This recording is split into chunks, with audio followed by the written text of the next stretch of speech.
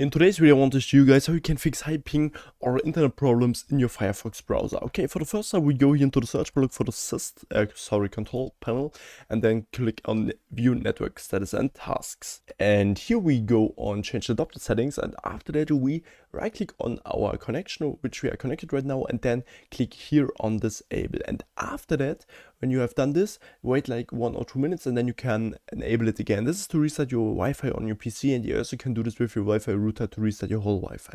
And then go on properties, and now we click here on client for Microsoft networks, go on configure, click on yes, then go on power management, and here make sure that you untick this setting. So this is really important. And then go on driver, click on update driver, search automatically for drivers.